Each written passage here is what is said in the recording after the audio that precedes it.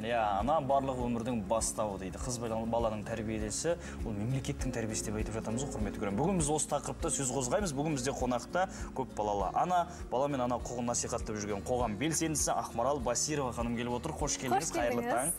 Көргенімізге өте қуаныштымыз, Ақмарал ханым. Мен де өте қуаныштымын. Енді біз айтып жатырмыз, қыз бала тәрбиесі. Өзіңіз 5 баланың анасы, 3 қыз тәрбиелеп отырсыз, иә? Жасөспірімде қыздарыңыз бар, бой жеткен қыздарыңыз бар. Сіздің үйдегі тәрбие қалай? Өзіңіздің әдіс-тәсілдеріңізді айтсаңыз. Енді былай қарап тұрсам, көбісі айтады да, қызды қатаң ұстау керек деп, бірақ мен оған дұрыс қарамаймын.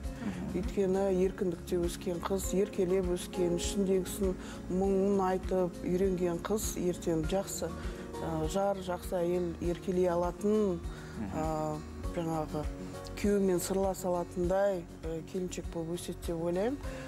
Қатаң ұстағанда өте тұйық болып қалады да қыз бала. Ертең аузын қалай ашам деп күйеуі, қалай мына сөзді жұлып алам бұдан деп ертең қиналып жүреді ғой күйеу балаларым. Сол үшін әр любой темаға біз үйде сөйлесе береміз. Ашық. Айталау керек. Әр түрлі темаларға отырып алып, ұлдарымды, қыздарымды, әкесі бәріміз отырып любой темаға сөйлесе береміз. Қандай жігітпен сөйлесіп жүргендерін де айтады, бізге таныстырады. Мамамна баламен, папамна баламен сөйлесіп жүрмін деп, ол баламен біз танысамыз, білеміз, кіммен жүргенін, қайда барып жатқанын деген сияқты. Ағасынан сұранады.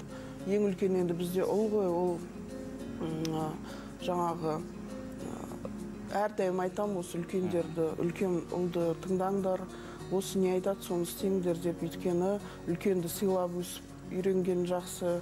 Ертең жаңағы барған жерінде де әйтеуір қайнағаларын, қайнапкелерін, ата-енесін сыйлап жүреді дегендей.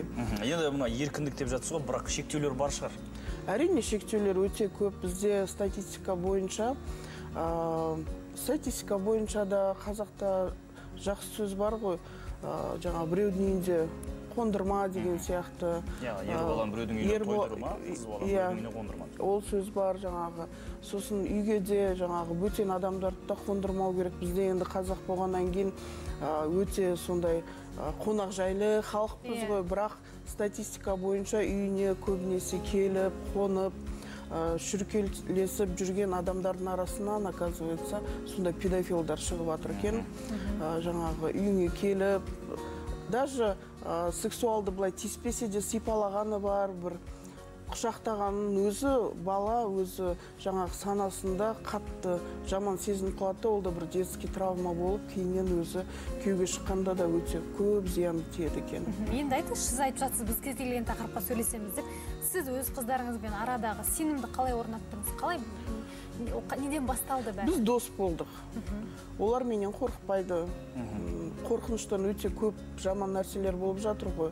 Аяқ ауыр болып қалып, көшеде тастап кетіп, жаңағы туалетке лақтырып кетіп деген сияқты жағдайлар өте көп. Мен айтам қыздарыма, қандай жағдай болса да, қандай бастарынан қандай қайғы өтсе де, біз сендерден отказ бермейміз. Бірақ ақылдарың білсін, ертең біз әйтеуір тойларында басымызды бүйтіп көтеріп отыратындай жағдайға жетейік. Ертең Құдай қаласа 5 құдамыз, 5 құдағиымыз болады ғой, сол күнге Алла жеткізсін. Иә, сол біреудің үйіне барып, әйтеуір мінездеріңді көрсетпеңдер деп. Қазірдің өзінде айтып отырам, 11 жастағы қызымның өзіне айтып отырам. Былай қарап тұрсаң, ең маңыздысы сыйлы болу.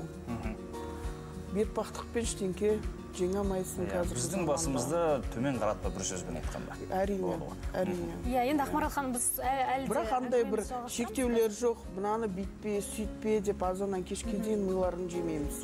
Енді біз қазір міндетті түрде әңгімемізді жалғастырамыз. Оған дейін айта кетейік, жаңа жылдан бастап елімізде бала күтіміне байланысты берілетін жәрдемақының уақыты 1,5 жылға дейін ұзарған еді. Тағы да жаңа жәрдемақылардың уақыты ұзартылып жатқан көрінеді.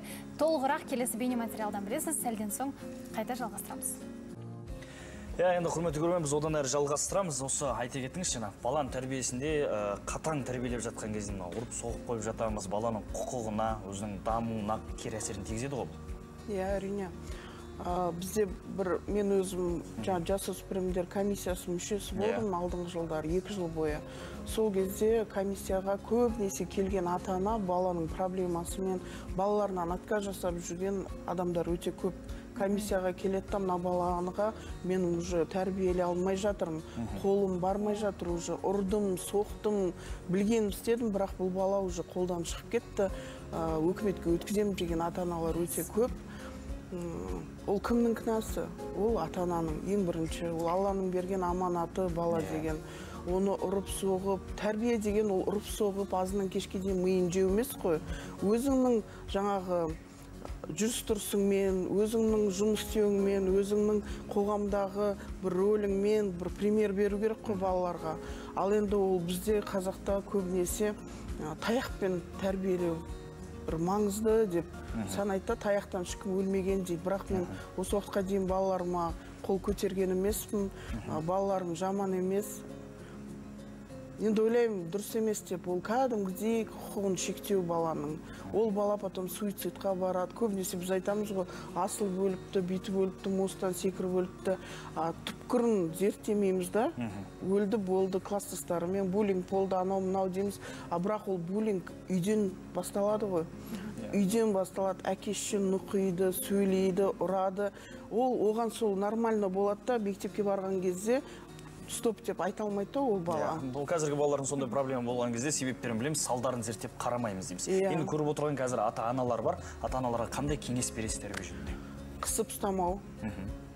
Қысып ұстамау дегенде бір бас салып жүгіріп білген істемейді ол бала. Әр баланың өзінің ақылы бар.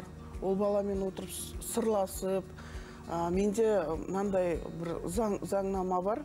Әр баламен 5 бала болса, бәріміз бірге болсақ көп нәрсе айтылмайды ғой енді. Айта алмай қаламыз, уақыт шектеулі болып қалады. Сонда аптасына бір рет мен бір баламен қалаға шығып, бір кафеге барып, сөйлесіп, сол кезде жалғыз өзі болған кезде кәдімгідей жақын болып құшақтасып, біз көбінесе құшақтасып жатамыз. Көбінесе бір мамалар айтады ғой, демалуым керек, балаларымнан қашып кетіп бір жаққа дейді. Бірақ менікі керісінше мен үйге барып 1 килограммдық жаңағы мороженыйды алып, бір үлкен пачка семечкамызды алып, үйге телевизор қойып, сондай демалыс маған өте жақын. Тамаша, сізге алғыс білдіреміз, мұндай керемет лайфхактарыңыз бөліскеніңізге, бала шағаңыздың рахатын көргіңіз дегім келеді. Біз өз сұхбат құрып отырғанда әріптестерімізді студиямызға келді. Қайырлы таң, Кирилл, Амината. Доброе утро, коллеги, здравствуйте. Бізде бәрі жақсы, керемет тәрбиелік мәні бар, пайдалы сұхбатты болды, керемет сюжеттер де болды. Да, мы